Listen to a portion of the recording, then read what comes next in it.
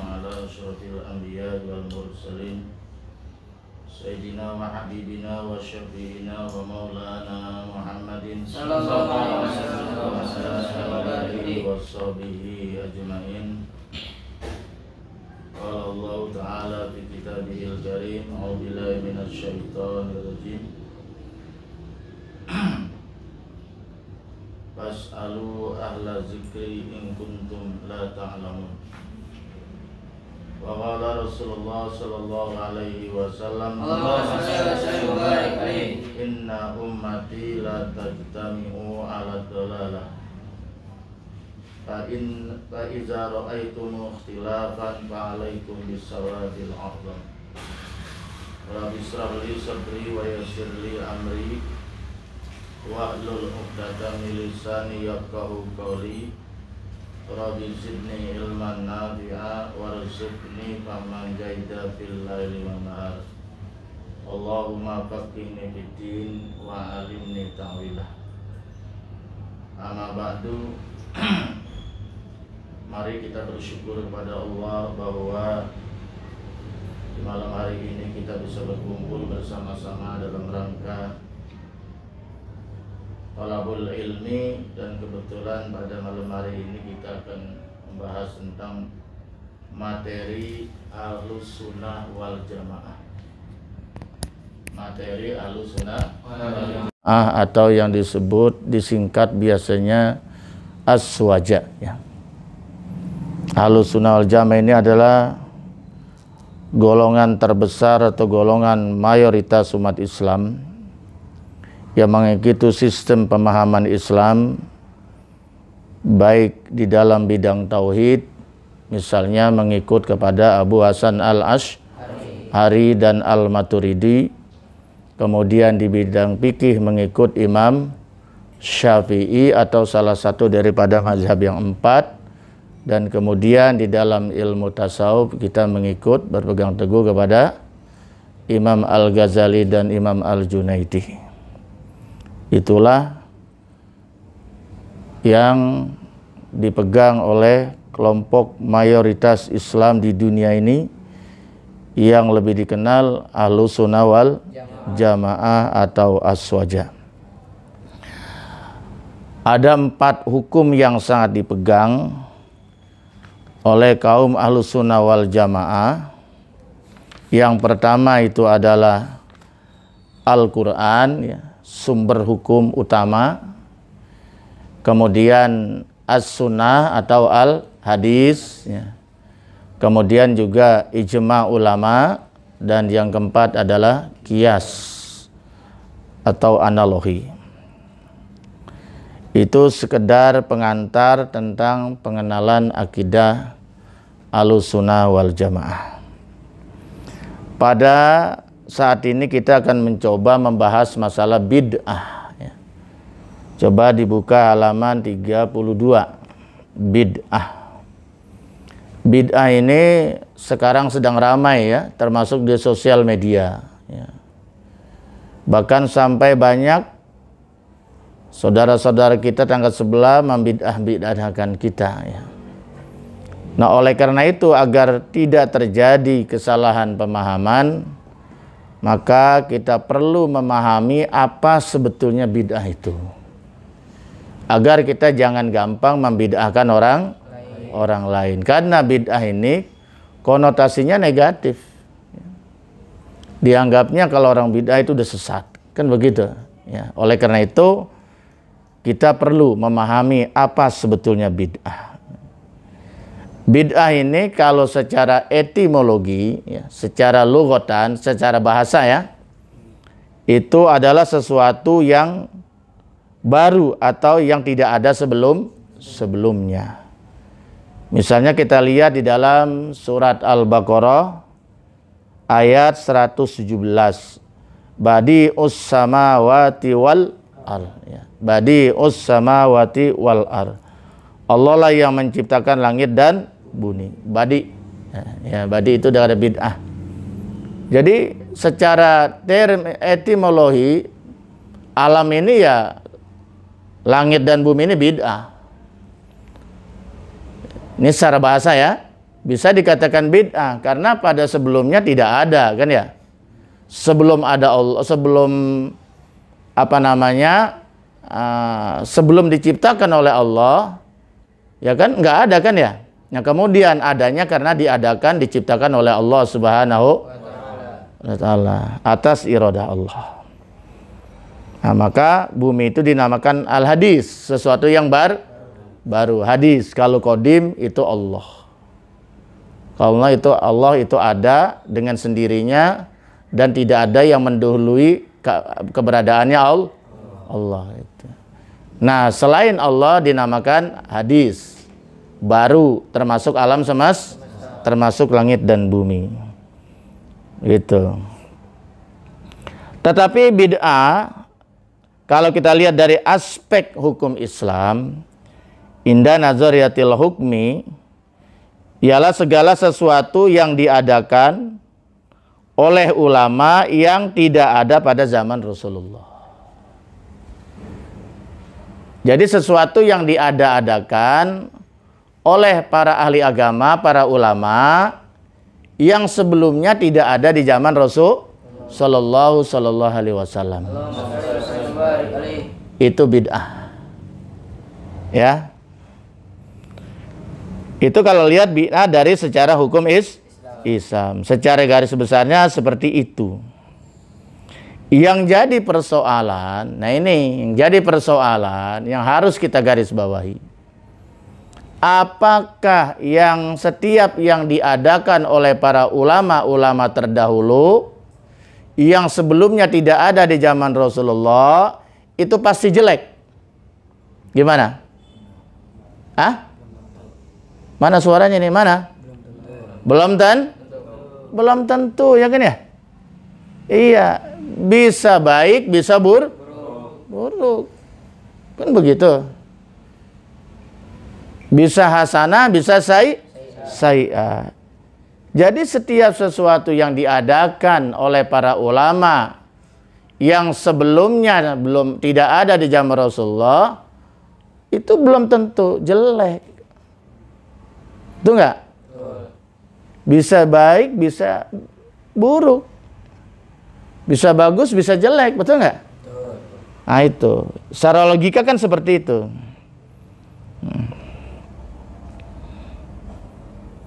Yang jadi persoalan, kapan itu bid'ah itu baik dan kapan itu bid'ah jelek. Ini kan jadi persoalan. Itu. Mari kita lihat bagaimana pandangan Imam Syafi'i terhadap masalah bid'ah. Itu. Karena setiap sesuatu yang tidak ada di zaman Rasulullah kemudian ada, itu bisa jelek, bisa buruk. Nah, sekarang kapan dia mesti jelek, kapan dia buruk? Ini kita lihat pendapat Imam Syafi'i. Al bid'atu bid'atani. Bid'ah itu terbagi ada dua ya. Al bid'atu bid'atani ya. Bid'ah itu ada dua. Ini menurut Imam Syafi'i. Walaupun menurut saudara kita tetangga sebelah ada mengatakan tidak ada bid'ah, ya jelek-jelek aja gitu. Ya. Ternyata memang Imam Syafi'i, orang sekelas Imam Syafi'i yang luar biasa, memandang bid'ah itu ada dua. Gitu. Yang pertama mahmudah. Bid'ah mahmudatun. Bid'ah yang terpuji. Berarti yang hasanah, yang bagus.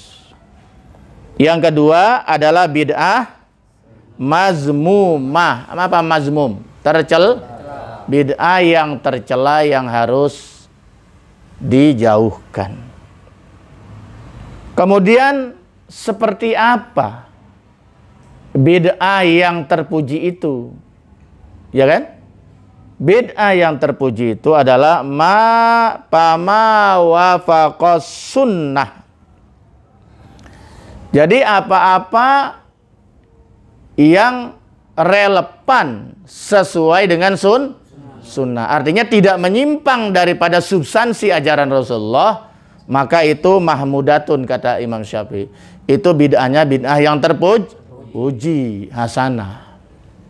Itulah. Itu termasuk kreativitas ya. Itu. Karena persoalan ini terus berkembang, muncul seiring dengan perkembangan zaman gitu loh. Kan begitu. Dan setiap segala persoalan itu kan juga harus dijawab gitu ya. Itu. Jadi ma waqa'a sunnah mahmudatun, bahaya mahmudatun. Segala sesuatu yang tidak bertentangan, sesuai, serasi dengan sunnah Rasulullah, berarti itu termasuk bid'ahnya bid'ah yang terpuji, mahmudah. Wa ma khalafaha, nah, adapun yang diada-adakan oleh ulama setelah wafatnya Rasulullah itu, tetapi apa yang diadakan itu bertentangan, tidak bersesuaian, kontradiksi dengan substansi ajaran-ajaran Rasulullah, maka itu disebut mazmumatun. Berarti itu bid'ahnya bid'ah tercela begitu. Mari kita lihat dalam aspek sejarah. Apakah bid'ah itu pernah terjadi di zaman Khulafaur Rasyidin? Manusia pilihan, sahabat besar yang dijamin oleh Rasulullah SAW dapat kabar gembira masuk surga dan dijamin mendapat petunjuk, tidak akan pernah sesat karena dijamin oleh Rasulullah. Alaikum bi sunnati wa sunnati khulafaur rasyidin al-mahdiyyin. Ya, ikutilah sunnahku atas kalian dan sunnahnya khulafaur rasyidin. Sunnah itu artinya tradisi, kebiasaan apa yang dijalankan oleh Rasulullah, apa yang dijalankan oleh khulafaur rasyidin, sahabat 4, ikutilah kan. Berpegang teguhlah dengan dua sunnah itu. Al-Mahdiyyin yang memang mendapat petunjuk 4 ini. Itu. Sayyidina Umar pernah melakukan bid'ah. Pada masa beliau, Sayyidina Umar bin Khattab, Amirul Mukminin, pernah mengajak para sahabat, para kaum muslimin pada saat itu untuk mendirikan sholat taraweh ba'da isya. Pernah terjadi nggak zaman Rasulullah? Pernah terjadi? Tidak pernah terjadi. Bahkan istilah taraweh sendiri itu nggak pernah didengar zaman Rasulullah. Karena Rasulullah sendiri bulan Ramadan memang banyak melakukan ibadah, tapi di waktu tahajud, sepertiga akhir malam, itu pun sendiri-sendiri, munfarid, tidak berjamaah. Ya tak?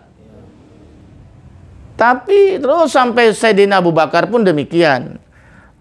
Nah, karena masjid ini sepi, masa Ramadan masjid sepi. 4 ibadah sepi, ibadah isya. Rasanya tidak enak ya. Padahal Ramadan ini tamu besar yang luar biasa, penuh rahmat, penuh ampunan, ya kan? Di mana ibadah wajib dilipat gandakan ya sampai 40 kali, dan kemudian yang ibadah sunnah disamakan pahalanya dengan yang ibadah wajib. Luar biasa.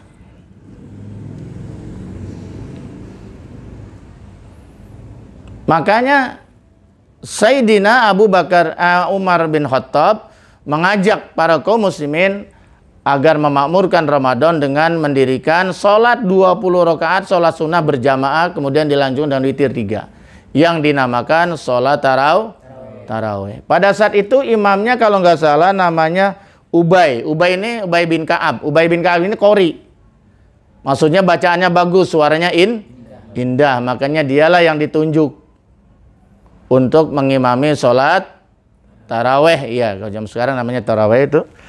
Ini suatu hal yang baru yang tidak pernah ada di zaman Rasulullah. Kalau kita merujuk kepada definisi bid'ah tadi di atas, berarti ini bid'ah. Mengadakan suatu amalan yang tidak pernah dikerjakan oleh Rasulullah.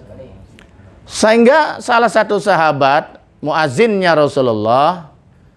Muazzinnya Rasulullah itu ada dua sebetulnya. Cuman yang populer yaitu adalah Bilal bin Rabah, yang kedua adalah Ibnu Maktum, ya. Itu Umi Maktum. Buta orangnya.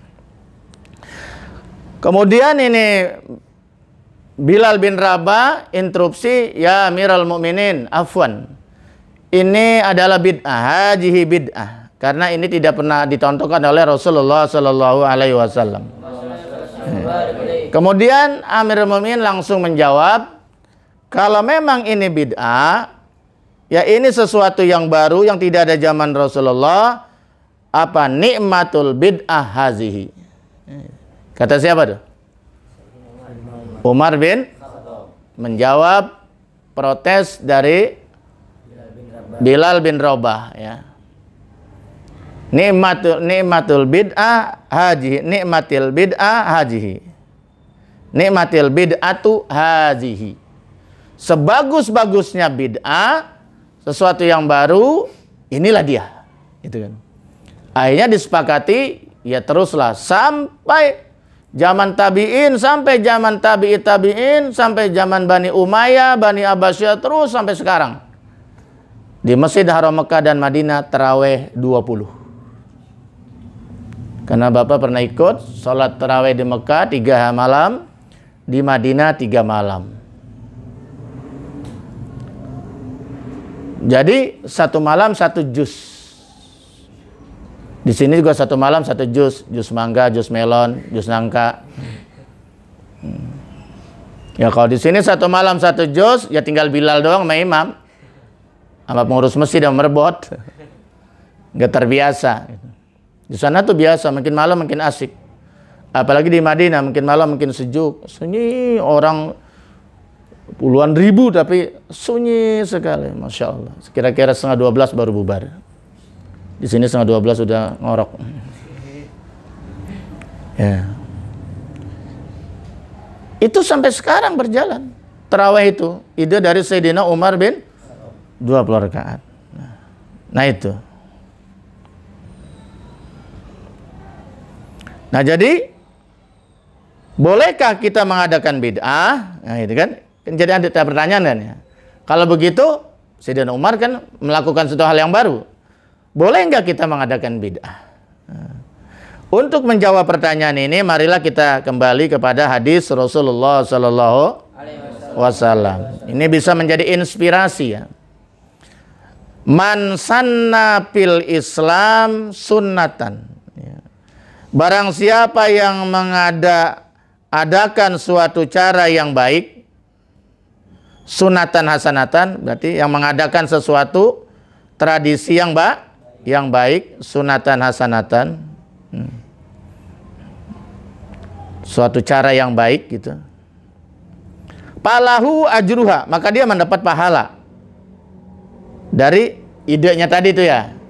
Kayak Umar bin Khattab mengadakan tarawih. Itu kan namanya sunatan hasanatan kan ya.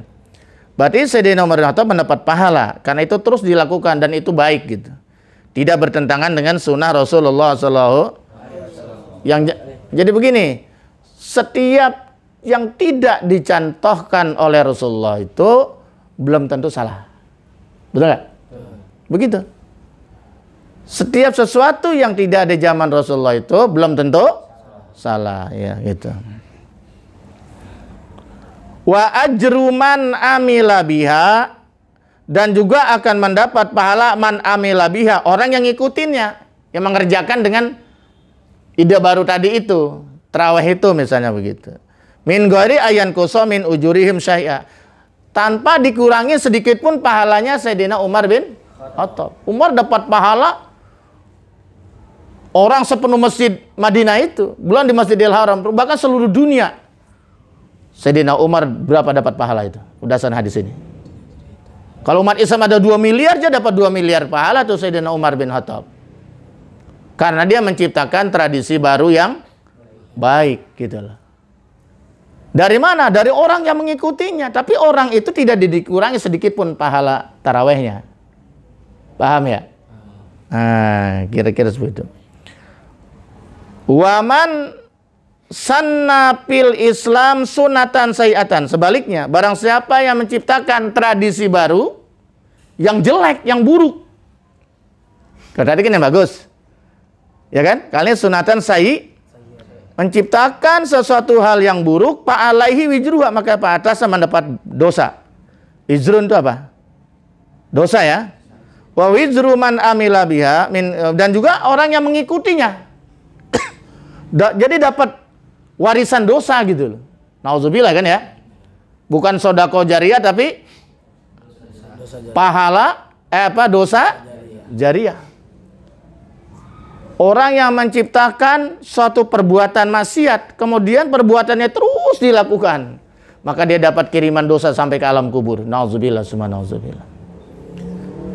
Seorang perancang busana yang menciptakan busana pusernya kelihatan, bahannya super irit and super ketat, kemudian diikuti itu dipakai oleh para wanita-wanita, maka yang pertama kali menciptakan pakaian itu akan mendapat warisan dosa selama pakaian itu dipakai. Nauzubillah min. Maka jangan sekali-kali menciptakan sesuatu yang buruk, apalagi diikuti orang. Paham? Min ghairi ayan kusa min azwarihim syai'a, ya. Jangan mendapat dosa sebanyak orang yang mengikutinya tanpa dikurangi orang yang melakukan yang mengikuti dosanya sedikit pun, begitu. Ini hadis dari Imam An-Nasai. Itu. Kemudian apa yang dimaksud dengan setiap bid'ah itu sesat dan segala yang sesat itu masuk neraka? Itu apa sebetulnya? Nah, ini yang akan kita jelaskan. Apa yang dimaksud dengan kullu bid'atin dolalah wa kullu dolalatin? Kan ini yang sedang jadi masalah. Emang kalau kita terjemahkan apa adanya, ya seperti itu. Kullu bid'atin dolalah, setiap yang bid'ah itu sesat, wa kullu dolalatin binar. Kalau kita baca apa adanya gitu. Yang menjadi persoalan ya menurut ilmu balaghah itu coba setiap benda itu pasti mempunyai sifat. Ya, tidak mungkin benda tidak mempunyai sifat. Pasti setiap benda punya sifat. Manusia punya sifat, benda punya sifat, ya. Sifat itu bisa bertentangan. Seperti misalnya baik, ada ada yang baik, ada yang orang itu baik, orang itu buruk, orang itu soleh, orang itu toleh, kan begitu. Orang itu tinggi, orang itu pendek, itu kan biasa begitu. Selalu berlawan. Nah, orang itu gemuk, nah itu kurus, gitu kan. Dan mustahil ada benda dalam satu waktu dan tempat yang sama mempunyai dua sifat yang bertentangan. Itu kan tidak mungkin. Ya, si A misalnya. Si A di kelas akhir, kelas 6, Pondok Pesantren Darul Amanah Nadia. Siapa contohnya? Misalnya Iqbal. Iqbal santri kelas akhir, kelas 6, sedang berdiri di kelas karena terlambat datang, disetrap dia. Karena Iqbal berdiri, berarti kan mustahil duduk, betul nggak? Iqbal di tempat yang sama, di waktu yang sama, itu di kelas 6, jam pertama disuruh berdiri. Berarti menurut akal sehat, Iqbal mustahil duduk. Paham nggak? Paham nggak? Nah, oleh karena itu mari kita kembali kepada hadis tadi, kullu bid'atin dolalah wa kullu dolalatin Nah, jadi bid'ah kata benda. Bid'ah kata benda. Ya, jadi bid'ah itu kata benda. Isim ya. Isim kata benda bukan? Ya, karena dalam ilmu nahwu itu ada kata kerja, fi'il, ada kata isim gitu ya. Itu ada huruf. Itu. Tentu mempunyai sifat. Ya, kan begitu. Bid'ah juga kata benda, maka bid'ah punya sifat. Kalau nggak baik ya buruk, kan begitu logikanya. Ini logika loh, ya. Tentu mempunyai sifat. Sifat tidak mungkin tidak mempunyai sifat. Mungkin bisa bersifat baik, bisa juga bersifat jelek atau buruk ya. Sifat tersebut tidak tertulis dan tidak disebutkan dalam hadis. Kullu bid'atin dhalalah dan binar itu sifatnya kagak disebut, dibuang. Nah, dibuang itu sifatnya. Namanya hazfus sifat alal mausuf. Ini kalau ngaji balaghah misalnya, kalau orang-orang ngerti balaghah ya. Ini ada yang dibuang kalimatnya itu. Jadi yang benar itu sebetulnya kullu bid'atin sayyi'atin. Kalau hasanatin nggak mungkin menurut akal, betul nggak? Kullu bid'atin hasanatin dolala. Setiap bid'ah yang bagus sesat. Bisa nggak diterima oleh akal? Ingat kepada rumusan tadi Imam Syafi'i. Sesuatu yang tidak bertentangan dengan sunnah maka dia terpuji, kan begitu kan ya. Nah itu. Nah jadi kullu bid'atin hasanatin dolalah itu nggak bisa kalau begitu. Setiap bid'ah yang hasanah sesat pinar neraka. Jadi kemungkinan kedua yang benar. Sifatnya ini, cuman di sini sifatnya dibuang. Kullu bid'atin sayyi. Nah itu sayyi'atinnya dibuang, nggak ditulis di situ. Paham nggak? Bid'ah itu mausuf, sayyi'ah sifat. Sifatnya dibuang. Kullu bid'atin sayyi'atin sebenarnya itu. Cuman itu nggak ditulis di situ. Kan kalau hadisnya kullu bid'atin dolalah wa kullu dolalatin. Sebetulnya ada yang dibuang. Kullu bid'atin sayyi'atin dolalah wa kullu dolalatin. Setiap bid'ah yang jelek, yang buruk, dolalatun yaitu adalah sesat. Wa kullu dolalan pinar. Nah kalau ini makul, masuk akal. Makanya kemungkinan yang benar yang itu yang kedua. Jadi ada yang dibuang. Nah, di dalam surat Al-Kahfi ini juga ada dicontohkan ayat 79 ya. Itu di zaman itu ketika Nabi Musa belajar ilmu hikmah, ilmu gaib kepada Nabi Khidir ketika menumpang perahu.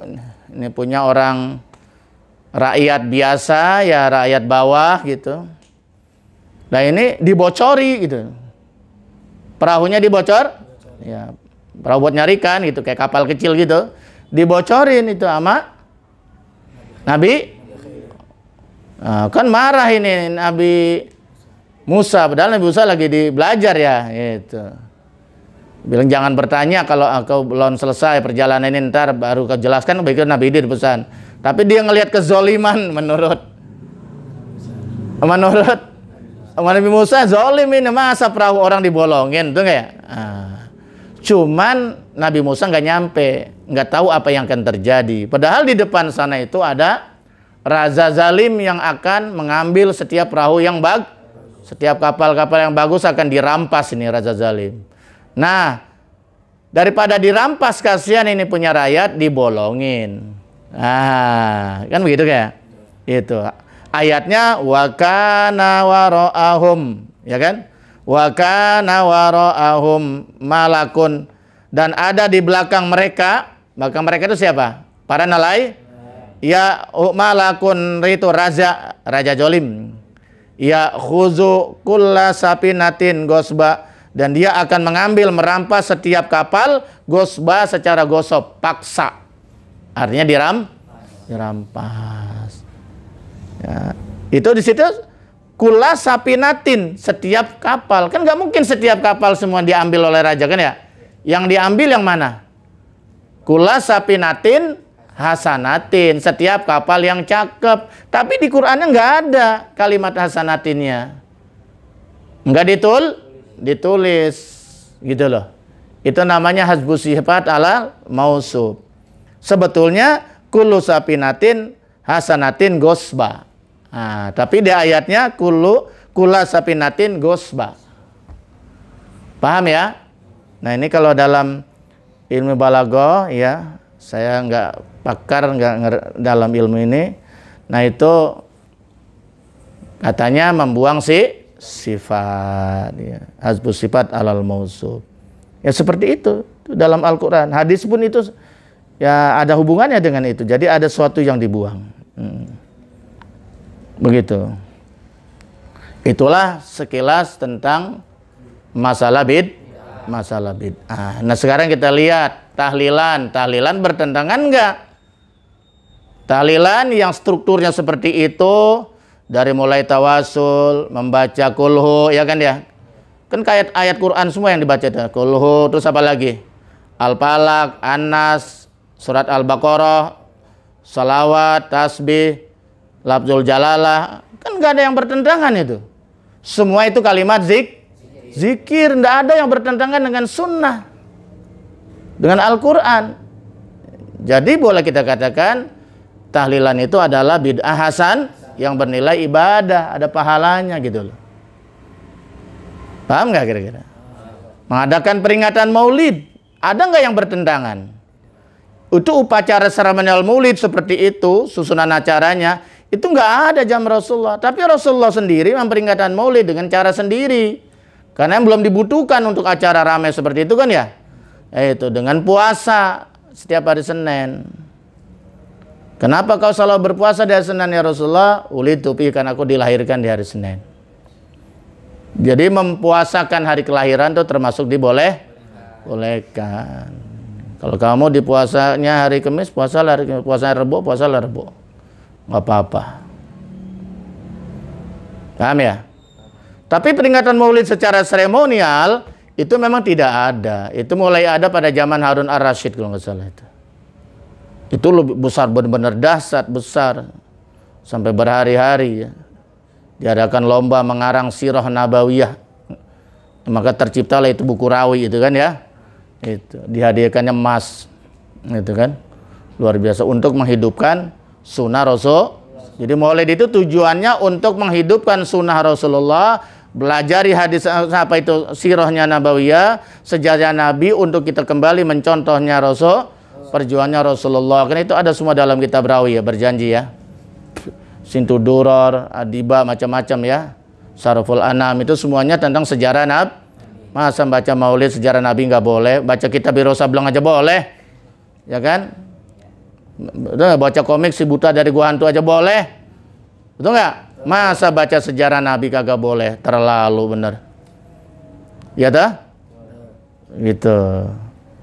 Jadi ngadain peringatan maulid, ada ceramah, kemudian membaca berjanji, ada ayat Quran, ceramah, itu kan ada nggak yang bertentangan? Tidak ada, selama tujuannya untuk syiar Islam, untuk dakwah. Itu. Kecuali menyimpang dah, ada hal-hal yang syirik dan sebagainya, itu nggak boleh. Nah, itu kesalahan panitia. Paham dong? Inilah yang dapat Bapak sampaikan. Mudah-mudahan ini bermanfaat buat kita dan juga buat pendengar semua. Kurangnya mohon maaf. Wallahul muwaffiq ila aqwamit thoriq. Wassalamualaikum warahmatullahi wabarakatuh. Waalaikumsalam.